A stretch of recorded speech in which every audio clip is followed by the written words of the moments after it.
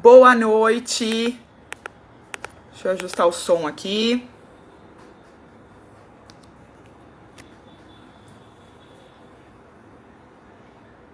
Boa noite.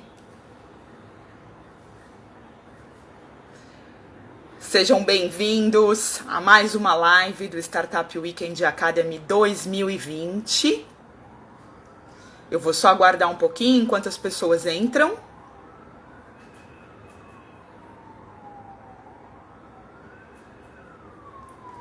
E enquanto a Antonella também, nossa convidada de hoje, entra.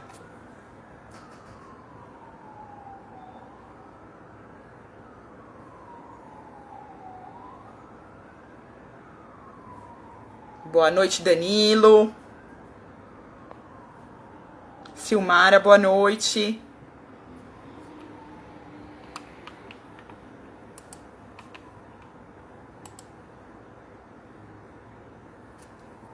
Antonella chegou. Bom, gente, boa noite. Meu nome é Thaís Trevisan, para quem não me conhece, eu sou uma das voluntárias e organizadoras do Startup Weekend Academy 2020. Para quem não sabe, não conhece, nunca ouviu falar, o Startup Weekend não é um webinar, não é um workshop, não é um treinamento online. O Startup Weekend é um evento extremamente mão na massa e a gente parte de uma ideia para uma proposição de modelo de negócio que faça sentido para a vertical de educação. Então, se você não fez ainda a sua inscrição, não perde essa oportunidade. Reserva aí o seu final de semana de 16 a 18 de outubro e participa com a gente desse evento 100% mão na massa, onde a gente vai discutir, trocar e compartilhar quais são as inovações do mercado de educação e o que faz sentido nesse mundo do pós-pandemia. Bom, e hoje, para falar com a gente sobre criatividade e inovação no mundo da educação, eu vou convidar a Antonella Satiro. A Antonella Satiro, ela é gestora, ela é coach, ela já trabalhou em startups, já trabalhou em franquias, já trabalhou com empreendedorismo, com intraempreendedorismo. Ela é também autora do livro Todas as Emoções desse Mundo, não é isso? Ela me corrige depois se eu falei alguma besteira. A autora do livro Todas as Emoções desse Mundo e também palestrante do TED. Eu conheci a Antonella em um evento online da Singularity esse ano, durante essa pandemia, e a Antonella só me surpreende. Deixa eu conectar a Antonella aqui, só um minutinho.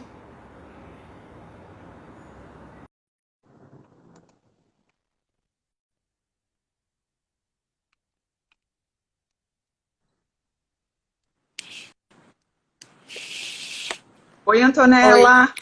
oi, pessoal, tudo bem? Tudo, e você? Tudo bem? Vocês me escutam bem? Eu te escuto bem, sim. Se o Ai, que pessoal bom. quiser sinalizar, mas para mim tá ótimo o som. Ai, que bom. Seja bem-vinda à nossa live do Startup Weekend Academy. Eu, em nome de todos os voluntários, a gente só tem a agradecer a tua contribuição para esse movimento na área de educação. E antes da gente falar aí sobre criatividade e inovação no mundo da educação, eu queria ouvir um pouquinho sobre você, sobre a sua jornada profissional até aqui. Compartilhe um pouquinho para quem está conectado. Ai, que legal. Bom, primeiramente, obrigada pelo convite. Estou super feliz de participar desse evento tão bonito com vocês, né? Que incentiva a discussão, o conhecimento e toda essa troca de experiências, né? Porque é isso que a gente tem e é uma das maneiras da gente evoluir. Então, muito feliz de participar com vocês. E, bom, você praticamente, né, falou tudo, Falei certinho? falou certinho. Falou tudo. E o que eu posso complementar é que dentro da minha experiência corporativa, né, que faz quase 13 anos que eu trabalho numa multinacional, eu passei por várias áreas, né? e tive muitas experiências diferentes. Então, eu trabalhei com customer service, trabalhei na área de negócios, trabalhei na área de inovação, e hoje eu estou na área de tecnologia e eu dou vários cursos e também trabalho um pouco com diversidade, né? Estou trabalhando num programa sobre diversidade, que é uma área que eu gosto bastante, que é justamente falar sobre isso, né? Como as pessoas são diferentes e ao mesmo tempo semelhantes. E como que a gente adapta a comunicação, como que a gente adapta treinamento, como que a gente fala de habilidades humanas para diferentes públicos e diferentes personalidades. Muito bacana. E realmente não dá para falar sobre criatividade e inovação sem falar sobre diversidade, né?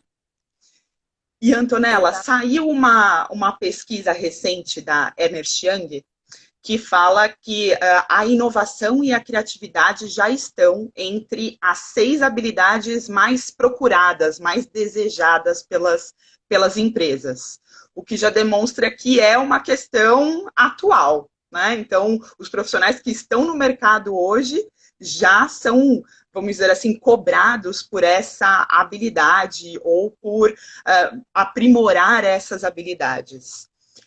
E isso acaba sendo até para algumas empresas mais importante do que uma habilidade técnica ou uma habilidade específica para uma determinada função.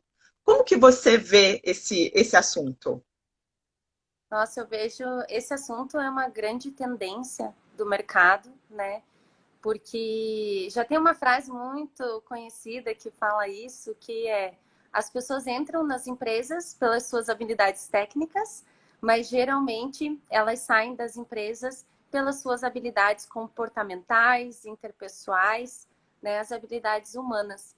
Porque não é simplesmente dizer que é mais fácil aprender uma habilidade técnica, mas a gente aprende uma habilidade técnica de forma mais rápida, né? E também é mais tangível, é mensurável.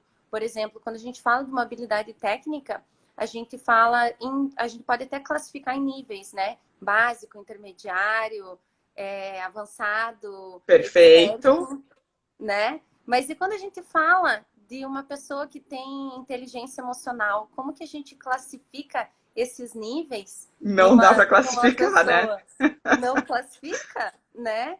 Porque a inteligência emocional, além dela ser interna, a gente tem o ser, tem o parecer e tem o saber mostrar, né? Então são Perfeito. 3 instâncias que a gente tem que conseguir alinhar para a gente conseguir demonstrar isso, né, para as pessoas. E de novo, né, o que é inteligência emocional para mim pode não ser para você, pode não ser para o outro. Então ainda tem toda essa questão da percepção.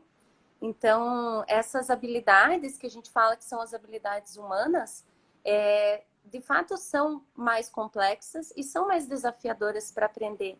Porque quem estudou na escola sobre inteligência emocional, ou sobre paciência, ou sobre resiliência, a gente nunca teve matéria sobre isso. A gente Não. aprende na vida real.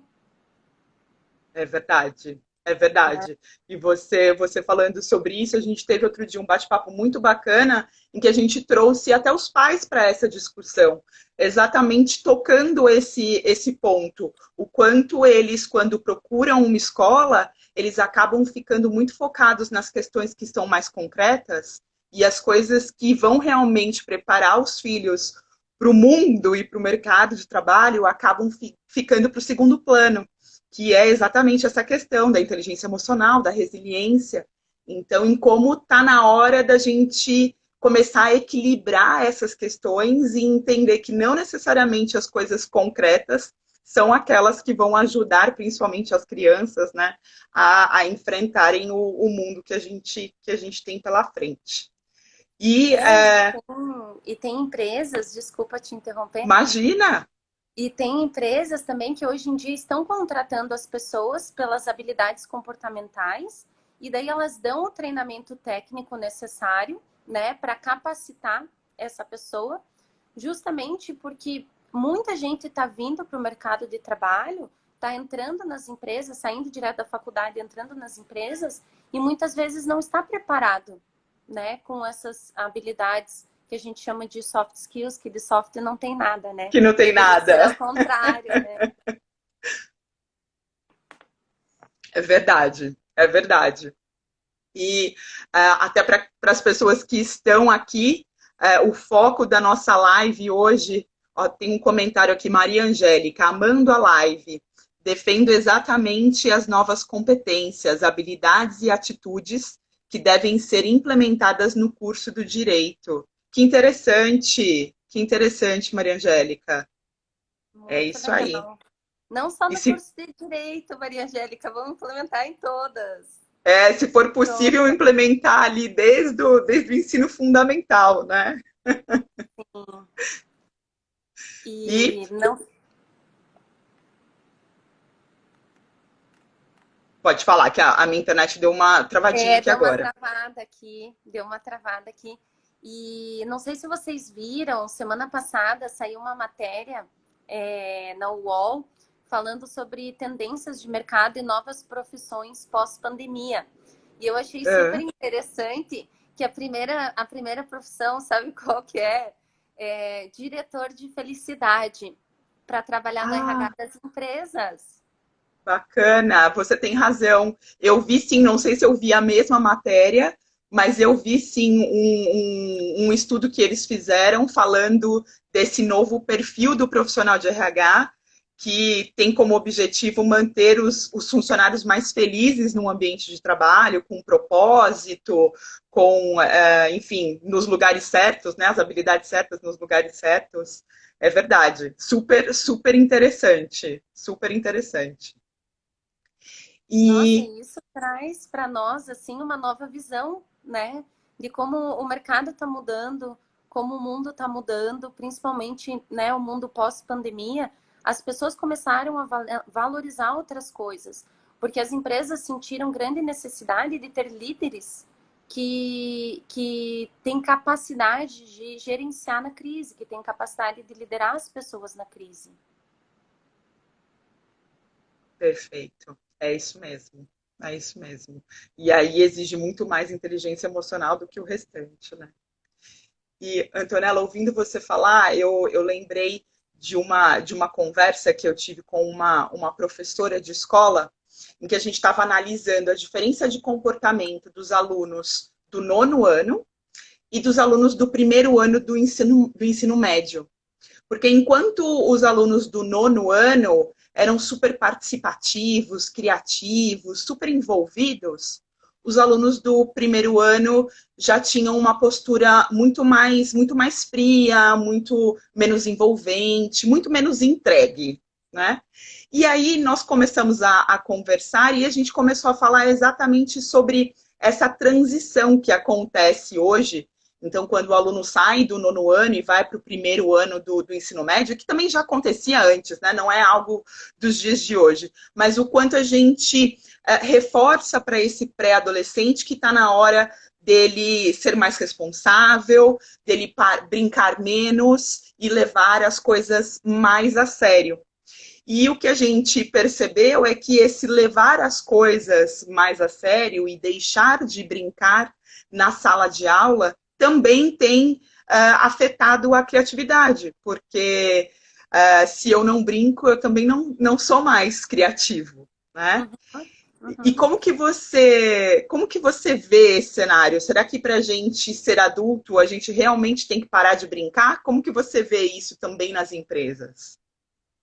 Então, bom, o primeiro ponto que eu acho que é interessante a gente refletir é quando a gente para de brincar, quando a gente tira o lúdico, por que a gente tira a criatividade?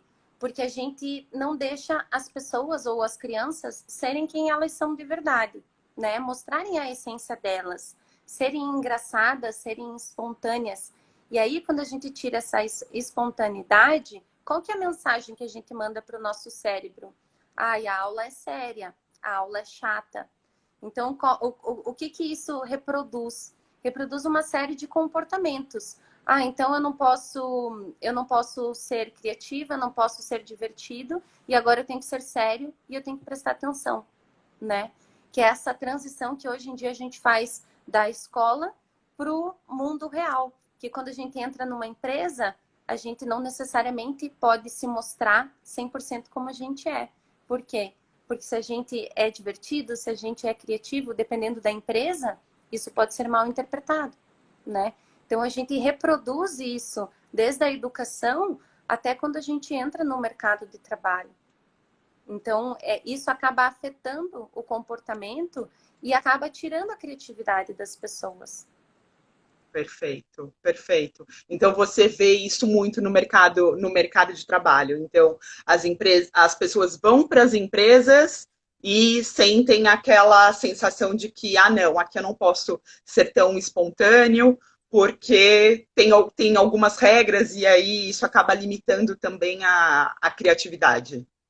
Eu acho que a gente está evoluindo, né? Eu vejo as empresas agora começando a questionar mais isso, né? Tanto que muitas empresas falam, vamos trazer o nosso eu inteiro para o trabalho, né? Trazer quem a gente é na vida pessoal, trazer os nossos hobbies, as nossas paixões, compartilhar isso com as pessoas, mas é um processo, né? Então, assim, se durante um tempo a gente dizia, não podia fazer, dava o tapinha na mão, não faz, não faz que tá errado. E daí agora a gente fala, não, agora a gente pode voltar a fazer, né? É toda uma questão de adaptação.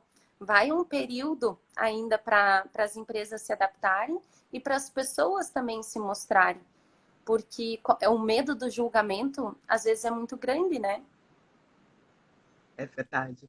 Não, e é o fato da gente aprender a desaprender, né? Coisas que a Exato. gente entendia que eram certas no passado, que agora não fazem mais sentido. E, Antonella, quando a gente fala desses movimentos para gerar inovações dentro das empresas, então, os hackathons, toda essa movimentação para trazer inovação para dentro das empresas, para movimentar esse ecossistema. O que você acha que as escolas têm a aprender com essa dinâmica, com esse ecossistema de inovação e que talvez pudesse ser implementado dentro das escolas ou no mundo em geral da educação? Bom, primeiro que, né, o que é um hackathon? São pessoas se juntando com um propósito para desenvolver uma ideia, né? Uma ideia criativa, uma ideia diferenciada, que traz algum propósito, né?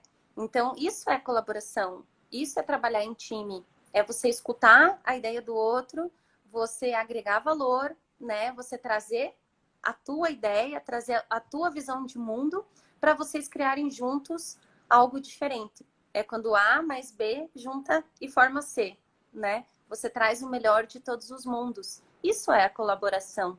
E é isso que a gente deveria ver mais, né? A gente tem visto muitas empresas que usam práticas ágeis, principalmente no universo da TI, né? Práticas ágeis são maneiras de implementar projetos nas empresas e isso acontece muito. Tem alguns mecanismos e algumas metodologias, como o pairing up, que é você fazer par, né, entre as pessoas quando os desenvolvedores estão programando. Então, você começa a ver uma série de movimentos dentro das empresas que começam a trazer novamente isso que a gente está falando, o lúdico, né? Porque se a gente Que olha para a interessante. educação, não, e isso, se a gente começa a analisar, está acontecendo em diferentes formas, em diferentes metodologias, e reviver a colaboração, que a gente abandonou ela por um tempo em alguns quesitos, né, em algumas formas de trabalhar. E agora a gente está trazendo novamente, porque a gente vê que dá muito mais resultado, porque é a diversidade, pessoas diferentes, com habilidades diferentes, se conectando para trazer novas ideias inovadoras para o mundo. Perfeito. E a sua colocação me faz lembrar muito sobre uma discussão que existe hoje, até sobre o perfil da liderança, né? Porque antes o líder, como você falou, não era necessária essa colaboração, porque ele tinha a percepção de que ele tinha todas as informações, então o time estava ali muito mais para executar algumas direções, né? Algumas ordens, do que efetivamente para contribuir. Então, hoje, com a mudança desse perfil do líder, é natural, é necessária essa mudança também no formato de trabalho, onde as pessoas vão colaborar. E como você bem colocou, a partir do momento em que você tem diversidade e que você traz o lúdico, as pessoas conseguem contribuir muito mais para as inovações e para as mudanças no ambiente de trabalho. Com certeza, porque elas estão livres, né? Elas estão ali tendo discussões, brainstormings, sem julgamento. Então, elas estão trazendo o melhor delas. Perfeito, perfeito. E acho que vale a pena aqui, estava olhando aqui, vale a pena a gente compartilhar com o pessoal. Tem uma pesquisa recente que saiu da Universidade de Stanford, que fala exatamente sobre essa questão, né? Como criar esse ambiente de criatividade e inovação. E eles trouxeram até alguns dados dizendo que hoje é cada vez mais difícil encontrar ideias, encontrar boas soluções para os negócios, o que é muito desafiador, né? E nesse estudo, eles colocam que para que esse ambiente de criatividade e inovação aconteça, eles acreditam em 4 pilares. O primeiro dele é liberdade, que tem muito a ver com a sua fala, né? Então, lúdico, eu posso ser eu mesmo. A questão da diversidade, a curiosidade e o foco. Como que você vê essas 4 questões, esses 4 pilares? Bom, a liberdade de expressão, né? Que é isso que a gente estava falando. Também olhar para as coisas não com o paradigma e o modelo de negócios que a gente está acostumado a olhar, né? Porque a gente vive num sistema capitalista que a gente está acostumado a olhar para as empresas, para as startups, para os negócios, sempre da mesma forma e através de uma mesma lente que a gente usa, que é essa lente de produção, venda, né? Marketing. Mas e se a gente começar a olhar para os negócios de uma forma diferente, de uma forma com mais propósito, né? Eu acho que é aí que a gente começa a ter novas ideias, é aí que a gente começa a pensar o que ainda não existe no mundo ou quais são as necessidades que ainda não foram atendidas. Quais são as dores que a gente ainda encontra de pessoas que não estão sendo representadas pelos produtos e serviços que hoje existem no mercado. E ainda existem uma série de produtos e serviços que não estão sendo ofertados no mercado. Então, como que a gente encontra essas dores?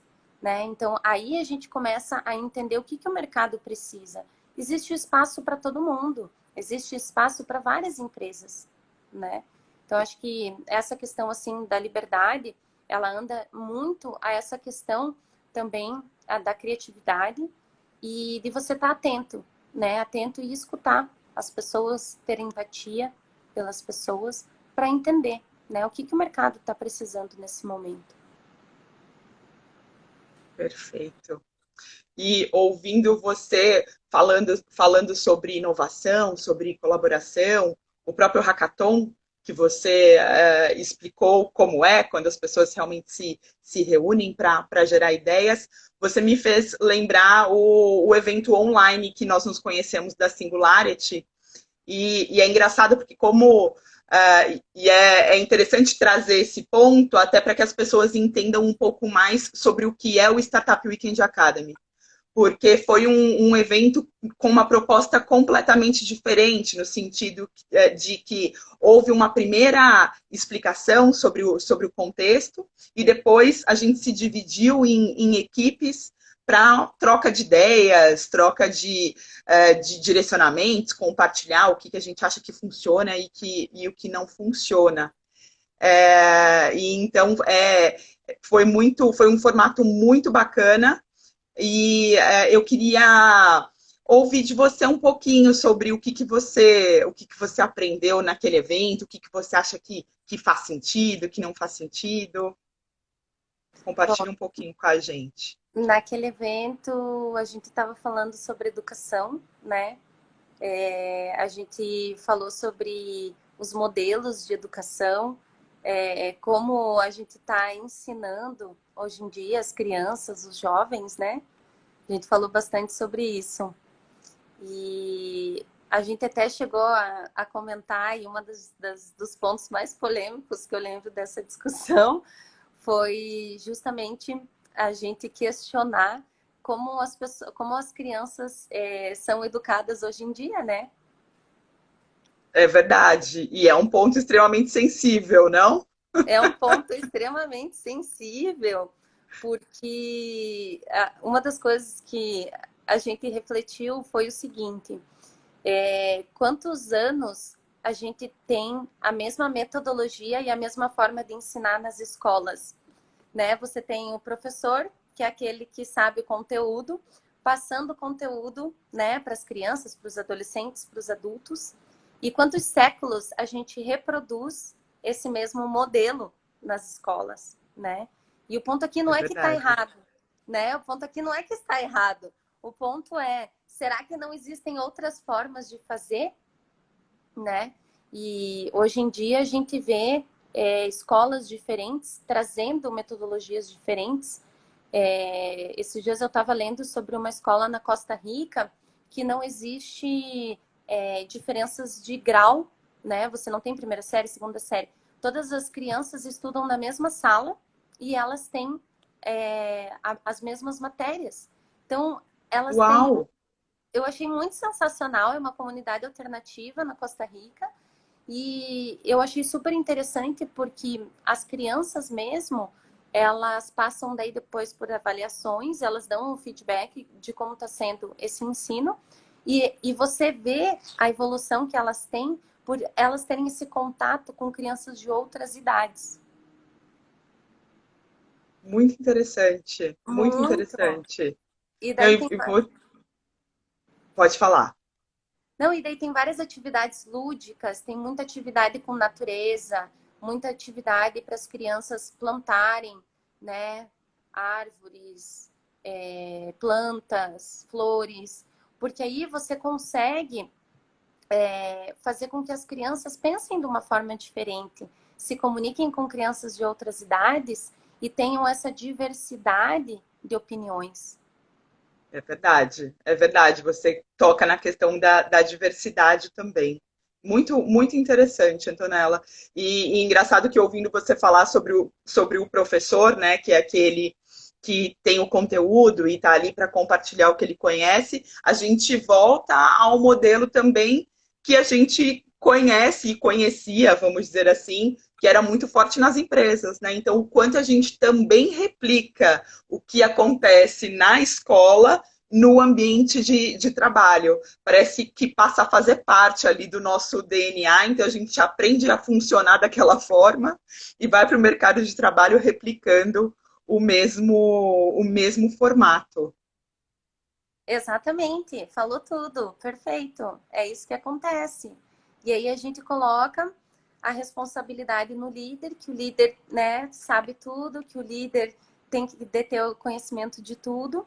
E aí a gente começa a ver pequenas movimentações, falando correntes, né, de pensamento, falando mais sobre liderança servidora, liderança visionária, os líder coaches, porque o mercado começou a perceber que a liderança como ela era antes, command and control, né, eu mando e você obedece, não está mais Perfeito. funcionando nas empresas, né?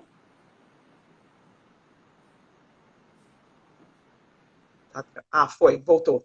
Ele está travando para mim hoje, Travou. mas agora voltou. É isso mesmo. É isso mesmo, não funciona mais, né? E os líderes que ainda insistem nesse modelo acabam perdendo profissionais que são importantes para o mercado de trabalho. Com certeza. E, Antonella, eu vi aqui que eu passei um ponto que a gente propôs discutir aqui, que é a recriação da escola e da aprendizagem nesse mundo pós-pandemia, né? Onde a ideia é realmente, como você bem colocou, trazer os alunos para assuntos muito mais disciplinares, onde eles vão talvez até propor soluções para o que levou a gente para a pandemia.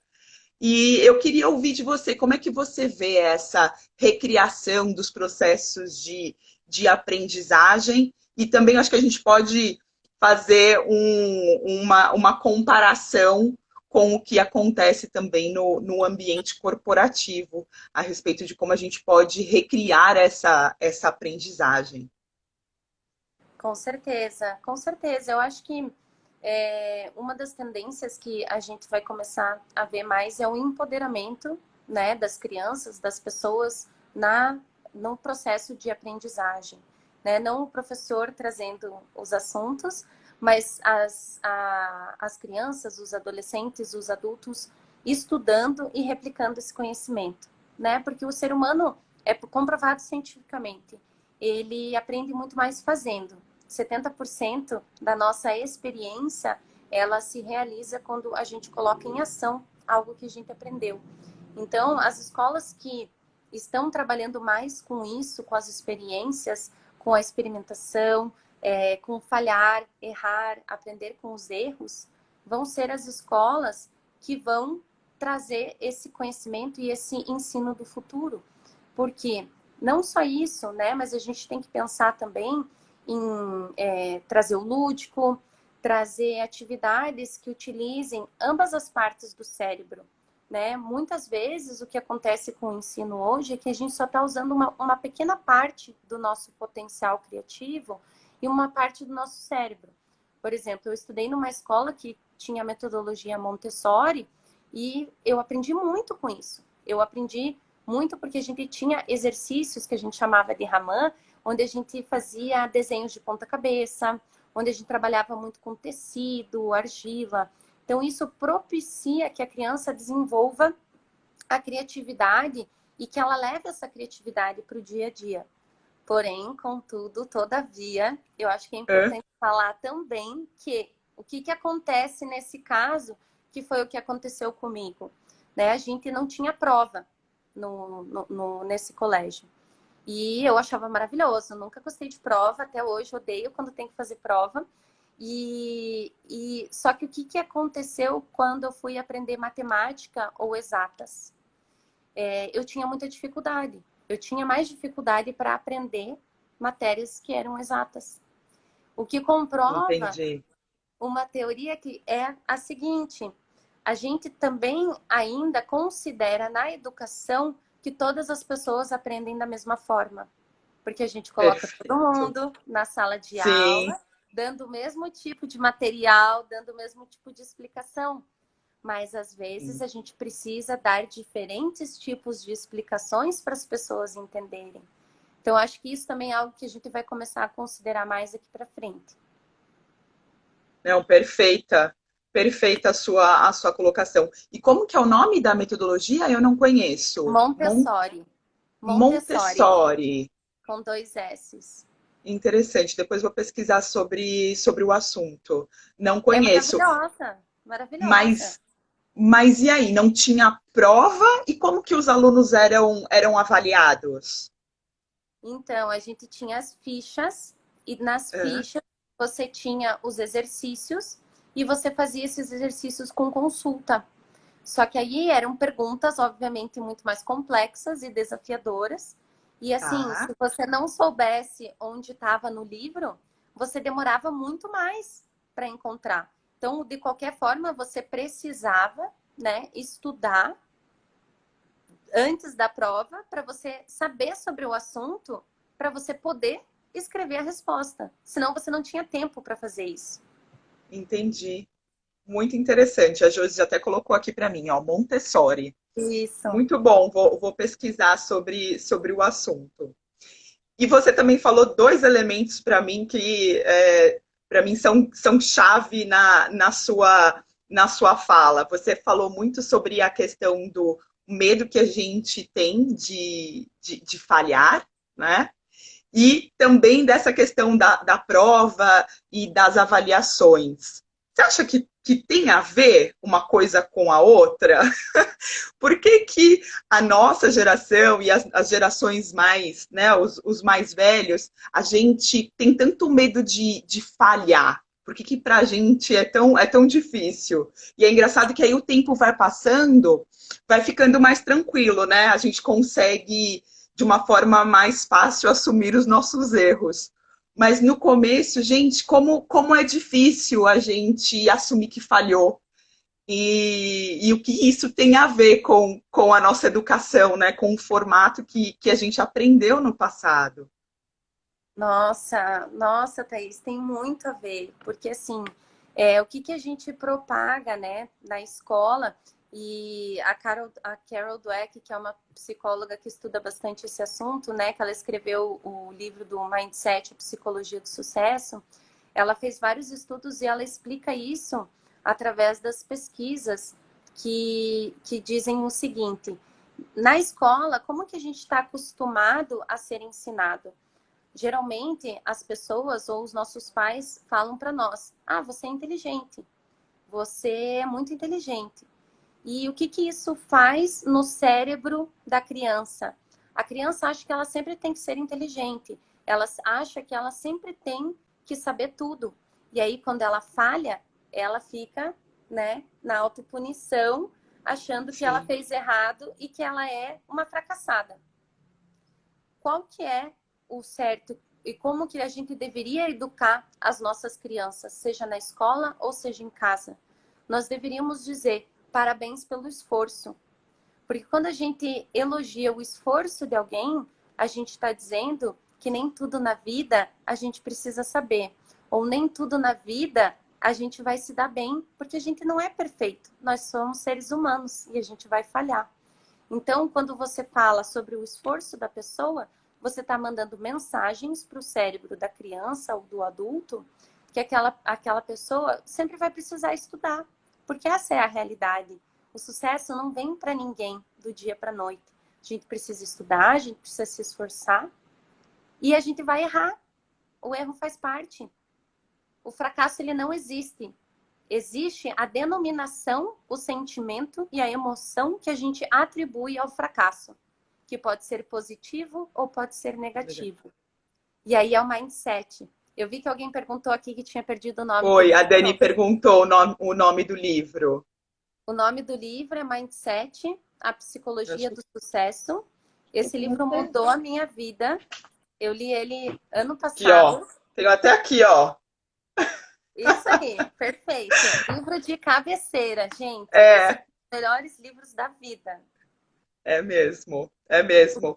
Nem para mim o que ficou muito forte, a Josi até colocou aqui, ó, Mindset, a nova psicologia do sucesso, porque ela fala exatamente dessa diferença, né? Então, da mentalidade de crescimento e da mentalidade fixa. E aí eu comecei a ler, eu falei, ah, não, tá, eu tenho uma mentalidade de crescimento e tal, até que ela me pegou, porque ela coloca que, na verdade, a gente pode ter a mentalidade de crescimento e a mentalidade fixa, Isso, dependendo da área. Então, por exemplo, para exatamente. música, eu sempre achei que eu era péssima e a minha mentalidade é totalmente fixa no campo da música. Exatamente porque em algum momento lá atrás eu entendi que eu era ruim e, como você falou, essa foi a emoção que eu associei à música, então eu não me permito aprender a respeito da música, enfim, de tocar algum instrumento, cantar, enfim, seja lá o que for. Mas eu achei interessante essa colocação que ela coloca, que ela compartilha muito bem, em que a gente também não tem a mentalidade de crescimento em todas as áreas da nossa vida e que a gente tem que começar a prestar atenção. Nossa, falou tudo. Porque assim, o que está por trás disso? A gente quer ser perfeito, né? E muitas vezes a gente poderia só ir lá aprender a música ou um instrumento e a gente pode ser horrível, mas o que tem? Seja horrível e aproveite, né? E se divirta com isso, É verdade, é verdade. E né? aí a gente fala também, né, muito no mundo das startups, que se o seu MVP está perfeito, que é o que a gente chama de produto mínimo viável, onde você vai testar, né, se seu produto faz sentido ou não. Muitos profissionais do mercado de startup falam exatamente isso. Se o seu MVP está perfeito, é porque você demorou para fazer, é porque você demorou para colocar no mercado.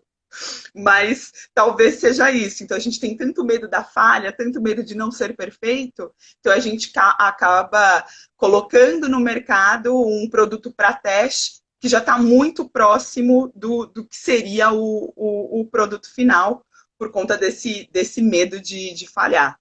Ou então, quando a gente ouve um aspecto negativo também sobre algo que a gente criou lá atrás com tanto carinho, para a gente também é muito difícil ouvir algumas críticas, né? Sim, com certeza, com certeza. E quem é perfeito? Quem consegue fazer tudo com perfeição? Não, não. Eu acho que tem muito a ver com o que você colocou no começo, né? Assim, na verdade, nós fomos educados de uma forma em que a gente acreditava que essa perfeição fosse possível. E Até que que ela vem a existe. realidade, vem a É uma realidade, dá ilusão. um chacoalhão e fala, isso não existe. É uma ilusão da nossa mente. A nossa mente mente o tempo inteiro. Realmente, realmente. E você começou a falar um pouquinho sobre as tendências que você vê para o mundo de educação. O que mais você teria para compartilhar com a gente, falando de tendências, do que vem por aí, seja para o ano que vem ou para um prazo mais estendido? Bom, a gente comentou algumas coisas, né? Esses cargos, essas posições que a gente tem visto sendo criadas nas empresas, né? Diretor de felicidade, É consultor, verdade, consultor de diversidade, líderes com mais experiência, né? Que foi uma necessidade que o mercado viu, que a gente precisa de líderes que tenham mais experiência, saibam trabalhar sob pressão, tenham uma tomada de decisão afiada, né? Rápida. Então, acho que essas são algumas tendências que a gente vai ver aí nas empresas. Provavelmente muitas startups vão começar a surgir, muitas empresas com propósito, né? Acho que durante a pandemia isso já estava acontecendo, né? Mas foi acelerado agora absurdamente, né? O planeta ele está pedindo, né, pessoas que cuidem também mais do meio ambiente. Então acho que muita coisa aí nessa área também vai surgir. A gente está vendo isso. E na questão de criatividade e inovação na educação, todas as escolas e universidades foram obrigadas a mudar para o digital, né? Então a gente vê que isso aconteceu e muitas empresas não estavam preparadas para isso, né? Para migrar para o digital. para o E o mundo que totalmente digital. totalmente, né? E como que você faz uma criança prestar atenção numa tela de computador várias horas por dia direto? A gente vê os memes na internet, né? Crianças Do homeschooling, amarradas, crianças mas amarradas ou penduradas fazendo algum malabarismo na mesa, prestando atenção em tudo, menos na aula. menos na aula, exatamente. Então a gente começa a ver que o digital, sim, ele é bom, ele contribui, mas a gente também precisa do físico, né? O físico, ele também traz características e ele também traz essa questão do contato humano que no digital a gente não tem, né? Então acho que aí a gente vai ter várias revoluções aí nos próximos meses e no próximo ano em relação a tudo isso. E em relação à educação, a gente também, né, falou várias coisas dessa questão do modelo tradicional de educação, né, do professor, o aluno. A gente já vê aí hoje as edutechs, né, trazendo muito essa questão de human skills, aulas sobre inteligência emocional, sobre comportamento, sobre resiliência, liderança, entre tantas outras habilidades. Eu acho que isso vai se intensificar cada vez mais e acho aí que a gente vai ver algumas mudanças no mercado e na forma como as empresas vão começar a buscar colaboradores. E aí as universidades e as escolas vão ter que se adaptar. Então, acho que é um movimento que talvez vai acontecer dos dois lados, né? O mercado vai demandar, já está demandando, e as escolas e as universidades vão ter que se adaptar, porque os profissionais que estão chegando não necessariamente estão preparados para esse novo mundo. Perfeito. Não, perfeita a sua colocação, porque o que a gente vê, infelizmente, no mercado de educação é que é um mercado que inovou muito pouco, né, nos últimos anos. E talvez, se não houvesse essa demanda que vem do mercado de trabalho para as universidades, para as escolas, talvez essa inovação nunca chegaria, né? Nunca aconteceria. Então, o quanto é importante vamos dizer assim, essa pressão do mercado de trabalho e das empresas por um novo perfil de profissional, por novas competências, para que a área de educação sinta aí uma pressão para se atualizar, para trazer inovação para dentro da escola.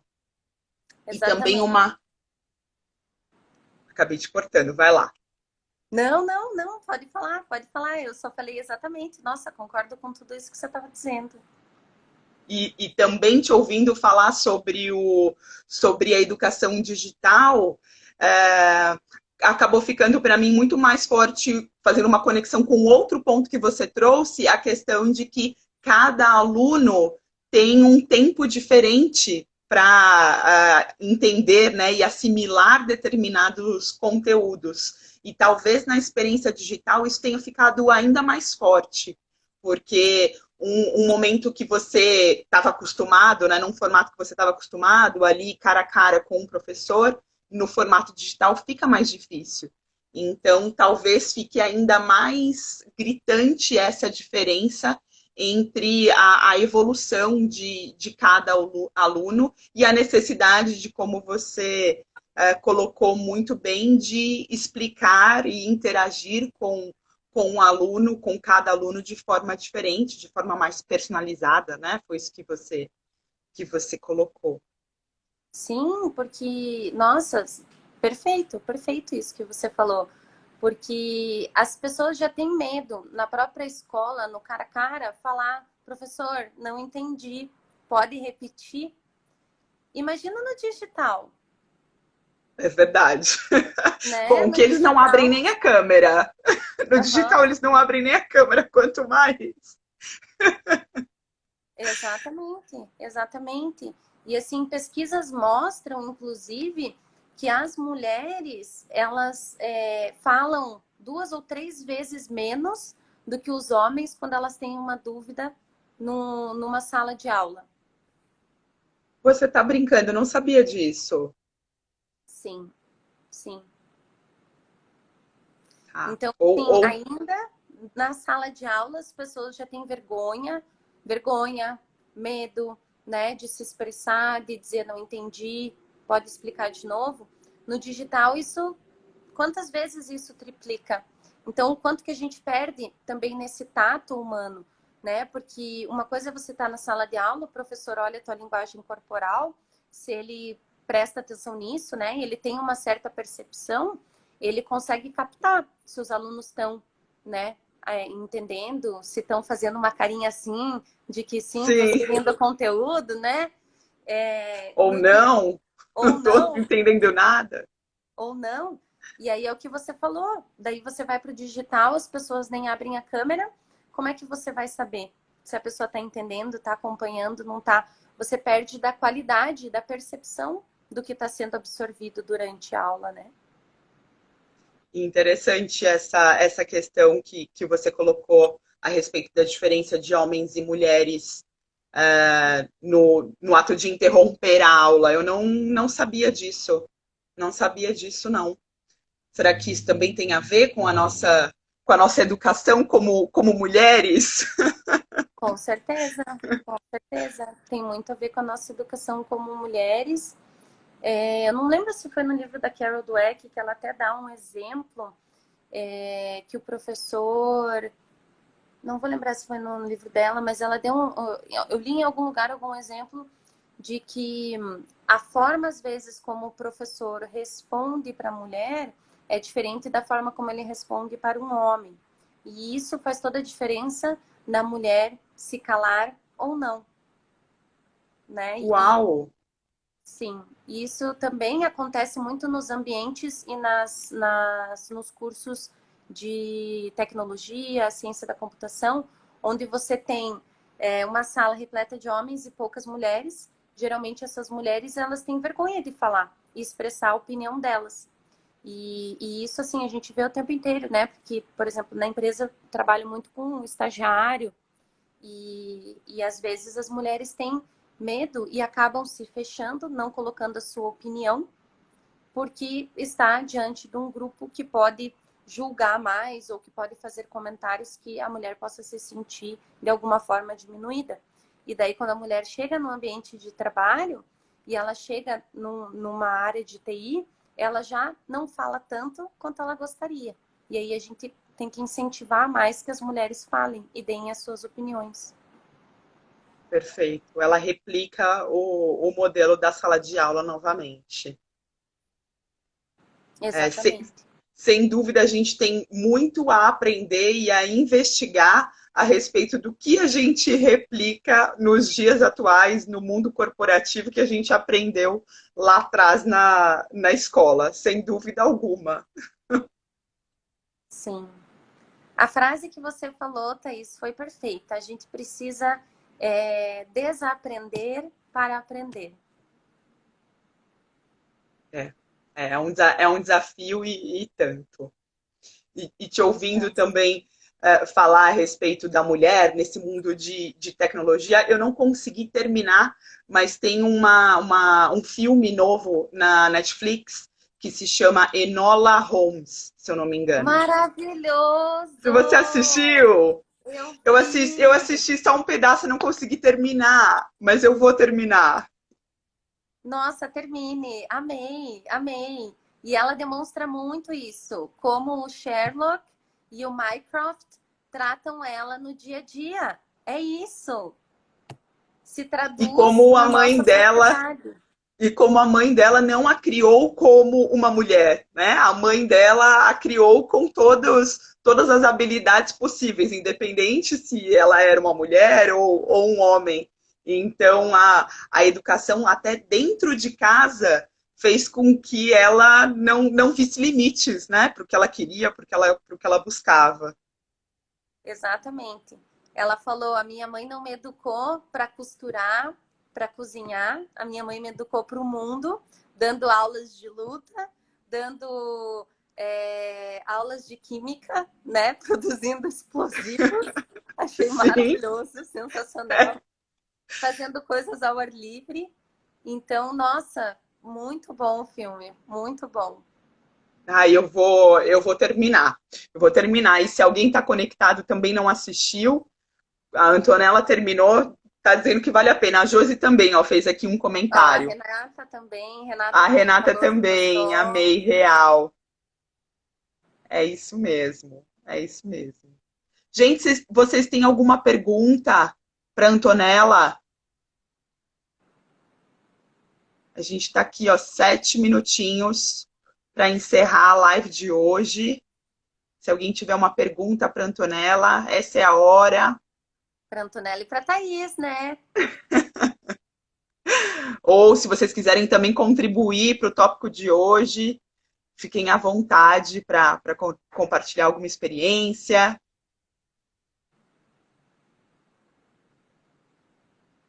Não, só comentários.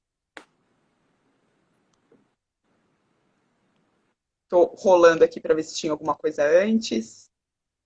Não vi Não. perguntas. A Josi colocou que amou a conversa. Muito bom. Só tenho a agradecer. Maria Angélica. Que bom, Maria Angélica. Olha, tem uma pergunta da Estela. Você acredita que essas mudanças ocorrerão a curto prazo?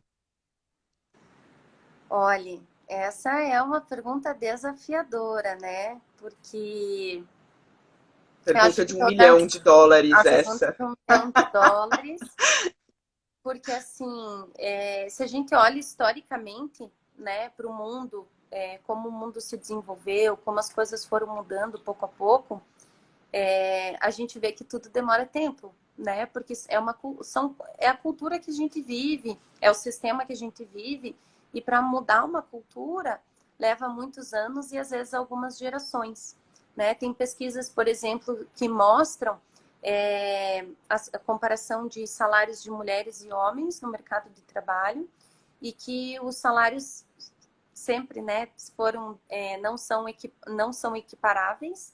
E segundo pesquisas da ONU, mostra que vai demorar 200 anos para equiparar o salário das mulheres com os homens. É Então, verdade. assim, se vai É acontecer rápido, desesperador esse estudo. é, se Ou vai seja, nós não estaremos aqui para ver isso acontecer. Se vai acontecer rápido ou não, eu não sei, mas eu tenho muita esperança. Eu acredito na humanidade, eu acredito que as pessoas vão começar a perceber essas diferenças, porque tem muito estímulo vindo de vários lugares, né? Que nem você falou do filme. Se a gente olha para a Netflix, hoje em dia, quanta diversidade a gente tem.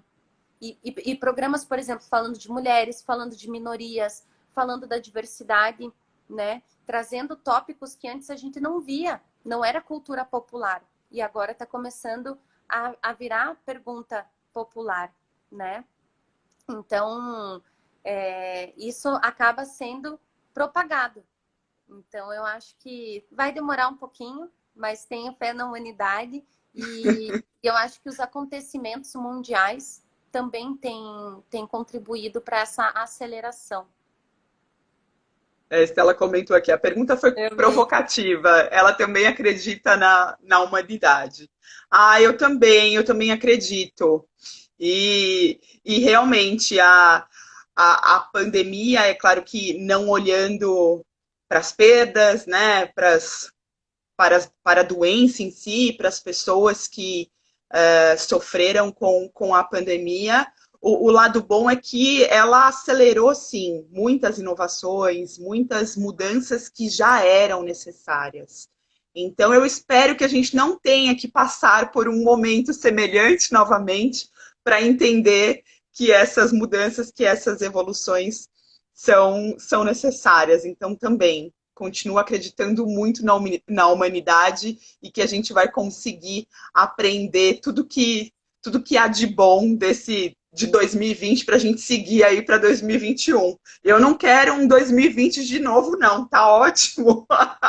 Um Já para mim já aprendi tá tudo que valeu. tinha para aprender, né, Thaís? Já eu espero. Eu espero. Antonella, então, em nome dos organizadores do SW Academy, eu agradeço imensamente a tua participação, a sua troca. Para quem não sabe, a Antonella é uma das nossas mentoras durante o evento. Então, se alguém aqui tem alguma ideia de negócio, algo que vai modificar um pouquinho o mercado de educação, participe do Startup Weekend e você também vai ter a oportunidade de trocar aí ideias e informações com a Antonella, que é uma das nossas mentoras. Então, agradeço demais a tua participação hoje, a troca Imagina, e eu que agradeço até o pelo convite. SW. Sim, eu que agradeço esse convite maravilhoso e parabéns pelo evento, trazendo aí inovação e tendência para o mundo da educação. Maravilhoso. É isso aí, é essa provocação. Vou aproveitar a palavra da Estela, é essa provocação que a gente traz para o mercado de educação, né? Então, Adoramos, existe a professor. necessidade de inovação e a gente está aqui para ajudar os educadores ou todos aqueles empreendedores que gostam aí do mercado de educação, é uma oportunidade. Lembrando que esse evento é um evento 100% voluntário, gente. Mesmo os valores da inscrição, acho que a inscrição hoje está em R$ 45, a Josi me corrija se eu estiver falando alguma besteira, a Milena também estava conectada, mas todo o valor da inscrição ele é revertido para o evento, seja para a plataforma, seja para divulgação, ou seja para alguns brindes também que a gente encaminha para os participantes. Então, não existe nenhuma monetização, é realmente um trabalho voluntário. Antonella, tá clicando aqui para mim que ele vai derrubar a nossa conexão. Muitíssimo obrigada. Obrigada a vocês.